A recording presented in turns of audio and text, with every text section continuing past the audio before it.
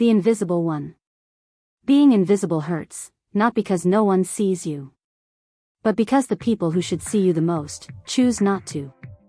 My name is Laura Evans, and for most of my life, I was the middle child, the one people forgot in family photos, the one whose birthday gifts came as an afterthought, the one who learned to disappear quietly because it made everyone else comfortable. My older brother Daniel was the golden boy. Captain of the basketball team, charming, loud, the kind of person who could mess up spectacularly and still be celebrated. My younger sister Chloe was the angel, soft-spoken, artistic, delicate. The one everyone had to protect. And then there was me, somewhere in between, invisible but reliable. If something broke, I fixed it. If someone cried, I comforted them. If bills were late, I worked extra hours to cover them, even when it wasn't mine to pay. I didn't resent it at first. I thought that's what love looked like. But over time, I realized, in my family, love had conditions. And I didn't meet any of them. There's a kind of pain that doesn't scream, it hums quietly in the background of every room you walk into. Growing up in Ohio, our parents were strict but affectionate, just, selectively. When Daniel got a college scholarship, there was a party with balloons and speeches. When Chloe got her art featured in a local paper, my parents framed it. When I got into university with a full ride for accounting, Mom said, "That's great, honey. But make sure you don't get distracted from helping your siblings." I smiled then. I always smiled. But something small inside me cracked that day. Fast forward 5 years. Daniel had dropped out after 2 semesters, finding himself across Europe on my parents' dime. Chloe had quit art school to focus on her mental health. And I, the quiet one, the dependable one, was working 2 jobs, paying off student loans, and trying to build something stable. By 28, I had my own apartment, a solid job at an accounting firm, and enough savings to finally exhale. For the first time in my life, I wasn't the forgotten one. I was free. Then, one phone call changed everything. Family has a strange way of remembering you. Usually when they need something. It was my mother. Her voice, all honey and urgency. "Laura, sweetheart, we need your help. It's Daniel, he's in trouble again." My stomach dropped. I hadn't spoken to Daniel in over a year. Apparently, he'd borrowed money from friends for a business idea that went bad. Now those friends wanted repayment, immediately. The amount? $35,000. "And you're calling me why?"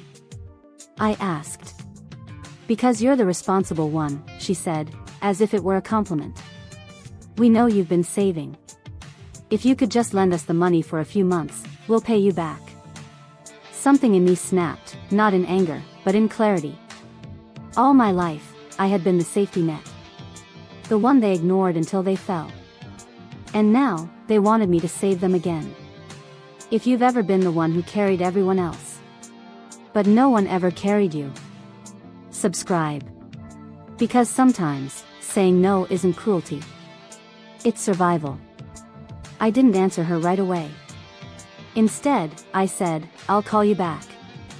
That night, I sat in my apartment surrounded by silence, the good kind, the kind I'd worked for. And I thought about every time I'd sacrificed. Every shift I'd picked up to pay Daniel's tickets. Every birthday Chloe forgot. Every, "We're so proud of your brother," while my own achievements faded like background noise. And I realized something I should have seen years ago. They never saw me because I was too busy being useful. So, the next morning, I called my mother back. "Mom," I said softly, "I can't help this time." Silence.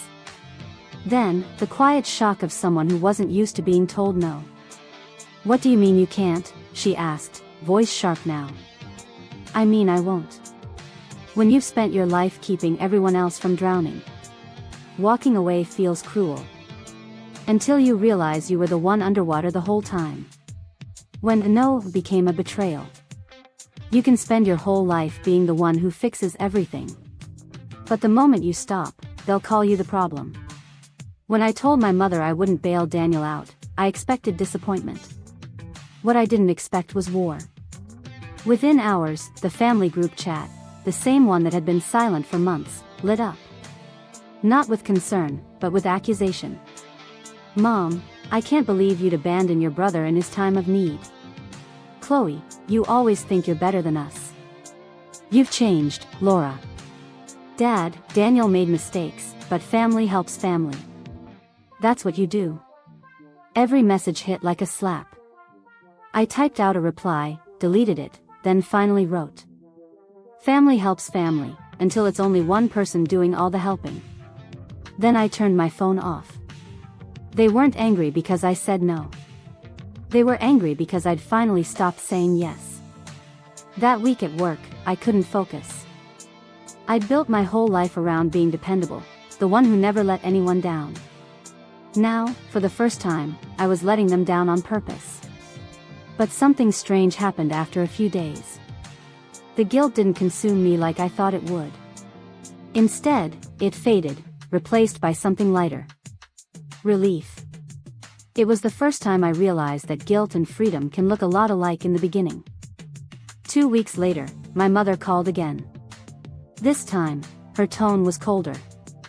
"Well," she said flatly, "Daniel's in deeper now. I hope you're happy." What does that mean? It means the people he owes are threatening to take him to court. He might lose his car. We're all struggling because of this, Laura. A little help from you could solve it. The way she said it, a little help, like I was hoarding kindness instead of protecting my peace, made my chest ache. "Mom," I said quietly, "I've given more than I could afford for years. You never asked what it cost me. Not in money, in everything else." There was silence. Then she sighed. "You've become so cold." Maybe I had. Or maybe, for the first time, I'd stopped burning myself just to keep everyone else warm. If you've ever been called selfish just for choosing peace, subscribe. Because sometimes, saying no is the most loving thing you can do for yourself. Months passed with barely any contact. Holidays came and went. No invitations, no calls. I thought it would break me, but instead, I found stillness. I started therapy. My therapist, a soft-spoken woman named Irene, asked me once, "Laura, when was the last time someone helped you the way you've helped others?" The answer came too quickly. "Never." She nodded, as if she already knew. "That's not family, Laura. That's emotional servitude." It hit me like truth often does, slow, quiet, devastatingly accurate. 6 months later, the storm I'd been avoiding finally arrived. Daniel showed up at my office. He looked older, thinner, stress carved deep into his face. Without a word, he sat across from my desk. "I'm sorry for barging in," he said. I didn't know where else to go. Every instinct screamed to comfort him. But I stayed still. "What do you want, Daniel?" He hesitated. "They told me you hate me." I swallowed. "I don't hate you. I just stopped fixing what you keep breaking." He stared at me, like he didn't know who I was anymore. Then, finally, he whispered, "I didn't realize how much I took until you stopped giving." Sometimes the only way people learn your worth is when your absence teaches them what your presence was doing all along. He told me he'd taken on a new job, construction work, not glamorous but steady. He was trying to pay back what he could. And then, softly, "I don't expect you to forgive me.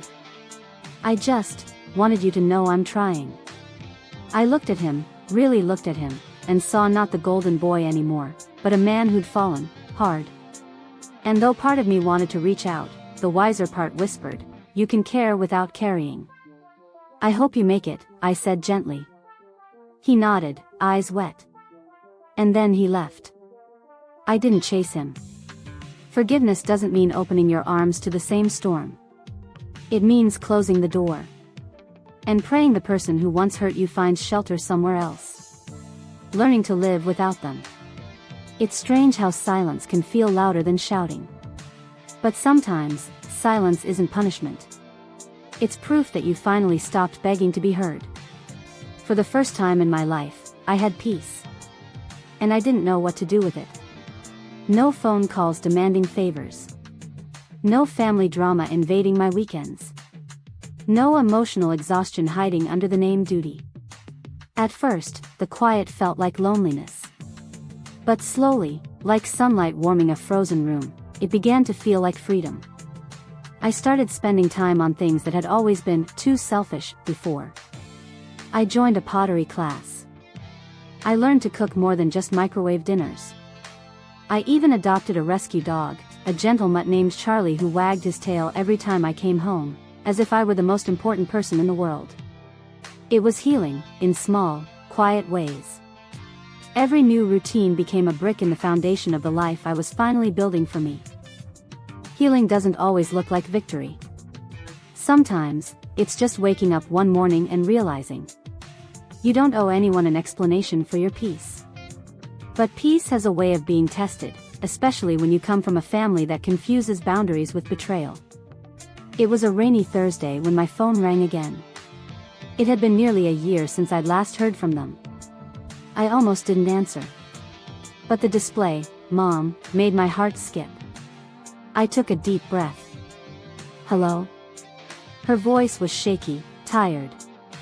"Laura, it's your father. He had a heart attack." The words hit me like a stone to the chest.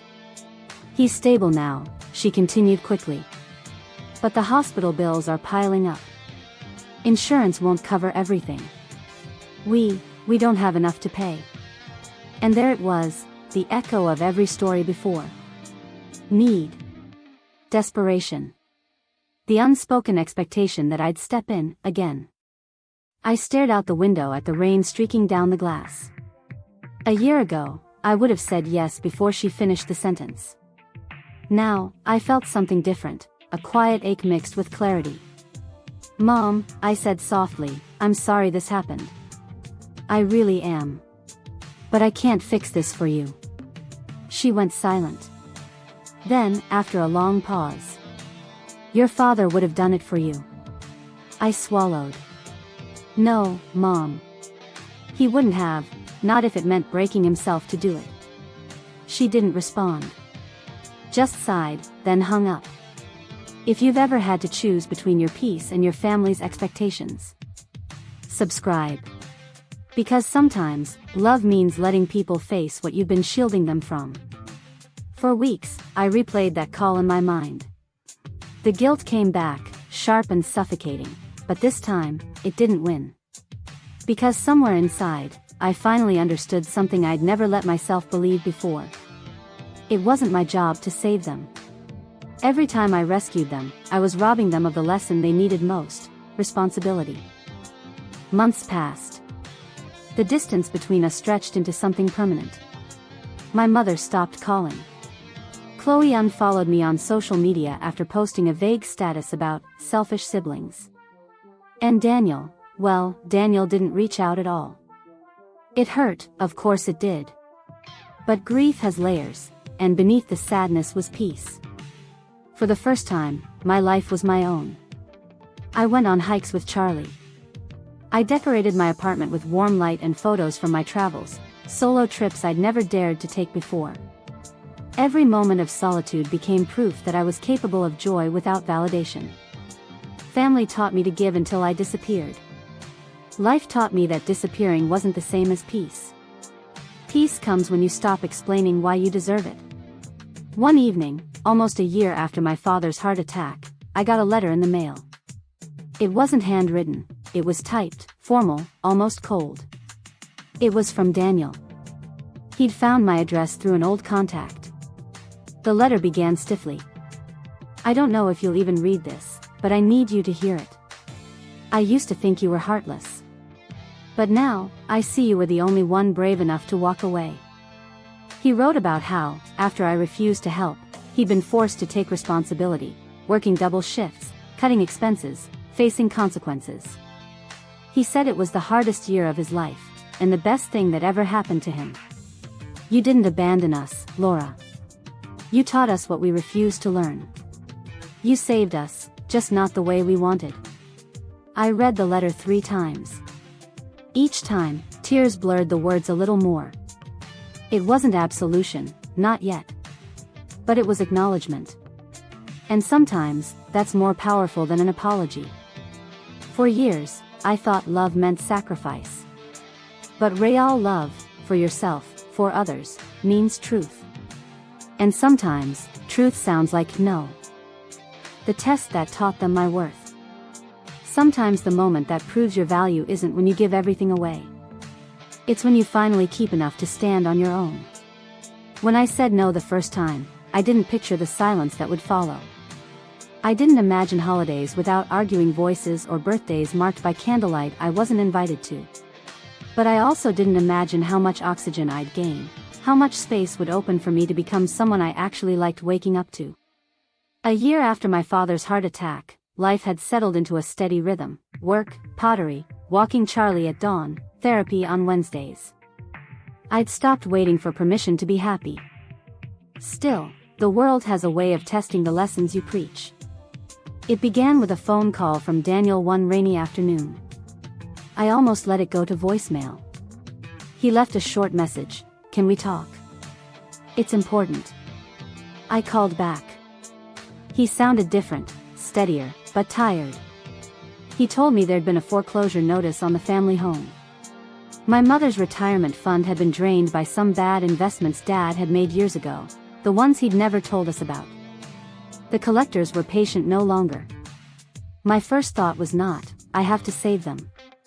My first thought was, they finally have to face the consequences of choices they made for themselves. The old me would have rushed to the bank, signed on the dotted line, and smoothed everything over. The new me listened instead. "Can you come by?" Daniel asked. "I don't know what else to do." I drove over that evening because there are limits to how far one should let resentment rule your actions. It was still raining, the streets smelled like wet asphalt and the cheap air freshener my parents always favored. Inside, the house looked tired in a way I recognized: the sag in the couch where Dad used to nap, the ceramic bowl Mom kept on the counter with its crack gone unglued for years. They were embarrassed, but not composed. They had debt notices stacked like accusation letters. My father looked at me with something that wasn't quite pleading, more like surprise. Surprise that I was there and not the one in the frame I'd been cast into all my life. "We can't lose the house, Laura," Mom said, voice small. "We don't have anywhere to go." I sat with them and listened. For the first time, I watched them name the decisions they'd avoided: the second mortgage Dad took for what he called opportunities, the loans co-signed for Daniel that Dad had never told anyone about, the oversight that let their retirement evaporate. They owned the mess. Not fully, old habits die slow, but they owned pieces of it. I didn't bail them out. Instead, we did something harder together. Saving someone isn't always about money. Sometimes it's about helping them build the tools to save themselves. We sat down with a financial counselor the next day.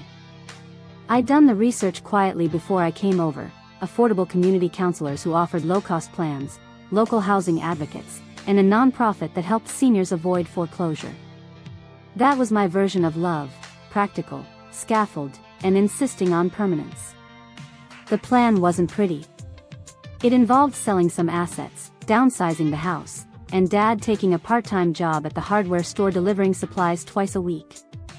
Daniel would pause his long-shot business ideas and help manage the move, learning budgets and spreadsheets for the first time.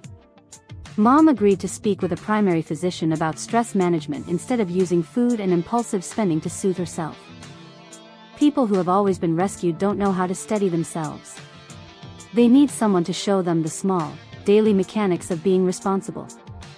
I didn't hand them a check and clap, I handed them a plan and helped them implement it. I sat with Dad in the living room while he filled out job applications, and I taught Mom how to categorize expenses. These were humiliating, ordinary acts. They were also humane. When the foreclosure lawyer called to confirm we were filing for a brief forbearance while the sale was arranged, Mom cried, not the dramatic, "You owe me" kind of cry, but a soft, relieved sound. "Thank you," she said. "I don't know how I'd have done this without you." It would have been dishonest to say I didn't feel something like vindication. But underneath that was something clearer. I had finally been asked to help in a way that respected my boundaries. I wasn't the invisible fixer, I was a partner in accountability. If you've ever been the family's safety net, but wanted to set rules for saving, subscribe. These stories are for people who learn to help without losing themselves. There were hard nights. Dad struggled to accept the part-time job. His pride kept bumping against reality. Chloe sent messages that stung, thinly veiled jabs about how good you must feel finally being in charge. But Daniel showed up. He kept his shifts at the construction site and, for the first time, we had conversations about budgets that weren't crisis-driven. The sale of the house felt like a small funeral and a rebirth at once. We moved into a modest rental closer to town. The house money covered debts and left a little emergency cushion. Mom started painting again in the evenings, small watercolors of flowers she'd never finished before. Dad learned to make coffee in a French press instead of complaining about the price of his favorite brand. Little, steady things. As the months passed, they started showing up in my life differently. Not by default. Not by presumption. They asked. They listened. They apologized in fits and starts, sometimes clumsily, sometimes with real tears. I didn't expect a perfect reconciliation. I expected missteps and tiny victories. That's exactly what unfolded.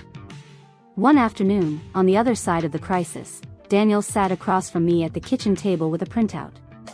It was a ledger he'd made himself, monthly expenses, goals, lines of saved money. His handwriting was neater than I'd ever seen it. "I wanted you to see," he said. "I wanted you to know this isn't just for show." He meant it. He had the scaffolding and the humility now. He'd seen what it took to be accountable, not because someone bailed him out but because the consequences were real. I felt the old ache, the one that had taught me to disappear. But it was blunted, transformed into cautious hope. I chose to let it land lightly. Saying no taught them a lesson I couldn't have taught with a check. Helping on my terms taught them responsibility instead of entitlement. And in the quiet aftermath, I discovered a version of family that asks, not assumes. The true test came a year later. Dad's health stabilized.